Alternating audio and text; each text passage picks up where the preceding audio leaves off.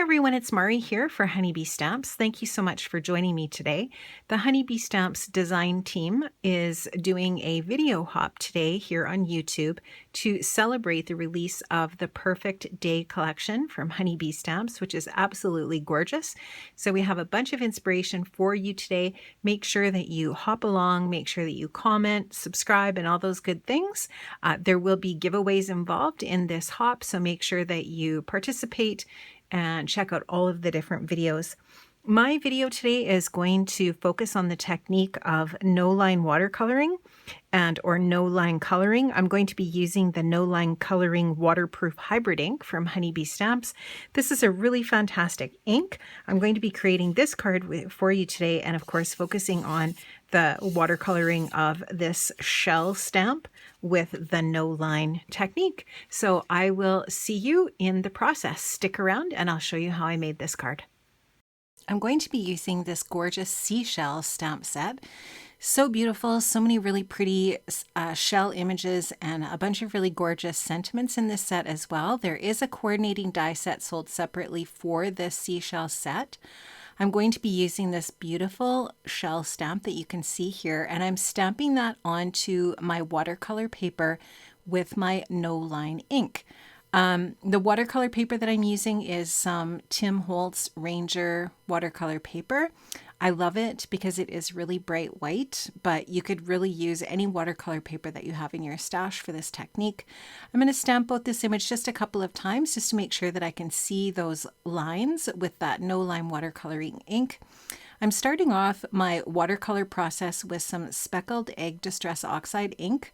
I'm using a watercolor brush here, and what I'm going to do here is I'm just going to add some lines of the blue ink on the far side of each section of that shell. And what I'm trying to accomplish here is I'm just trying to define each section of that shell. So a shell like this obviously has bumps on it, and it has those little sections. I wanted to try to make those a little bit prominent by adding a little bit of color and shading sort of on the underside of each one of those sections. So what I have is a wet paintbrush, not too wet. It's got some water in it, but it's not sopping wet. I'm picking up a little bit of the watered down Distress Oxide ink, and you'll just see that I'm adding it to the one side, the left side of each one of those segments on the shell. And in that way, it's defining that segment, but it's also adding some color. And you can see that there's absolutely no problem seeing the lines of the stamped image with that no-line ink, which I love. I love that Honeybee has that ink.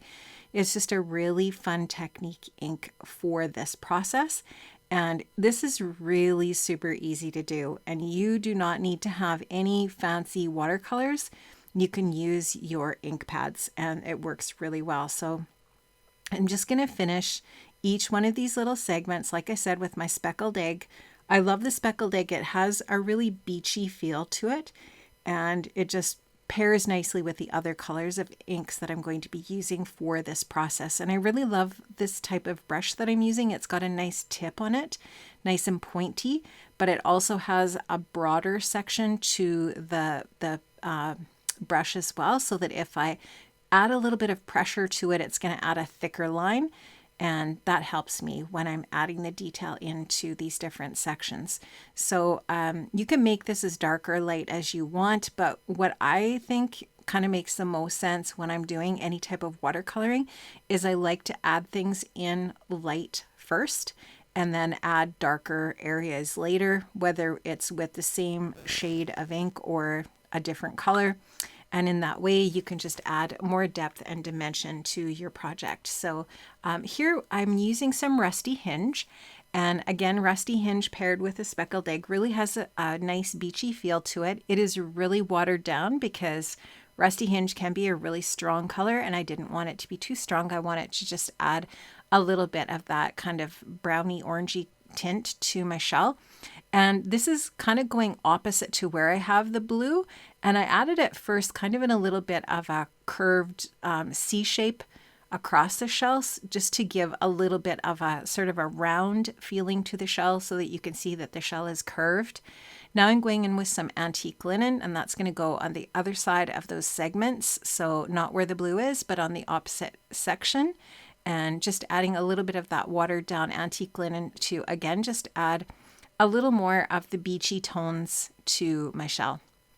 Unchartered Mariner is a really nice color for this type of color scheme as well. It goes really nicely with the Speckled Egg. I do have it watered down quite a bit, but I wanted this to help me add in some shadows and some shading.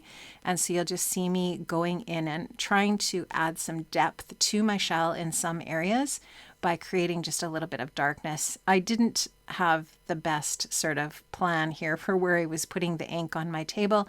So I do end up kind of moving things around a little bit here so that I'm not dipping my hand into the ink all of the time here. So you'll see me cleaning this up and just moving it to the top of my mat.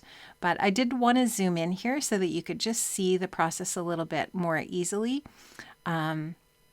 And just see what I'm doing here. But it's all I'm doing here now is just adding that little darker line in the same area as the Speckled Egg, just kind of going on the edge or just kind of right where the line of the stamping is on the shell, just kind of going over just lightly where that line is, just to add a little bit more depth to the left side of the Speckled Egg in each one of those different segments of the shell. And so slowly but surely you can see the depth coming out in the shell. It's looking a little bit more three-dimensional.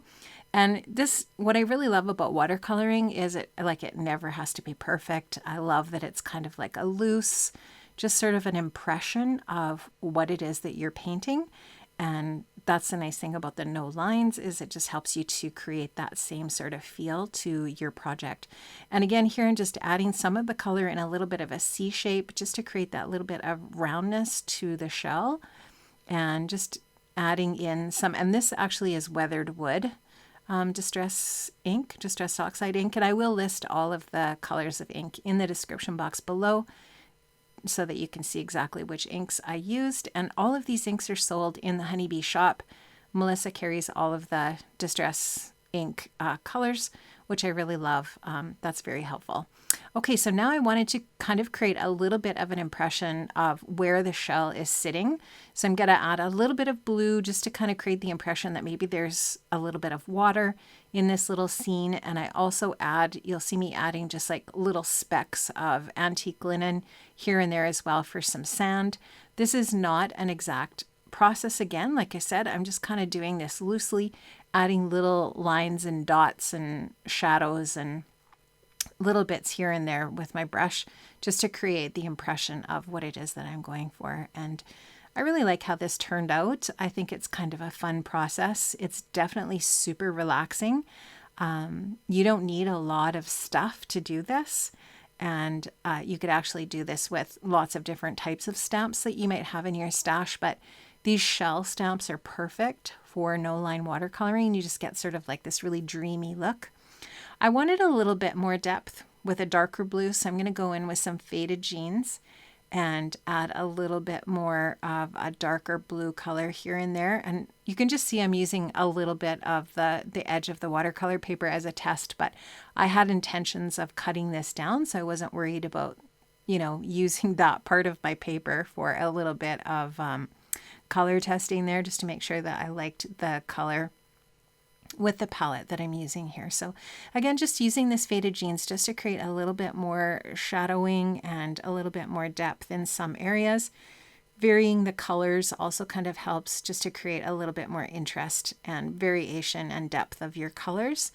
I'm just splattering with my antique linen here, and when in doubt, do some splattering. It will give your painting just a little bit more of a cohesive and just sort of like, a look that it's more loose and you're not worried about perfection and things being absolutely perfect with your project.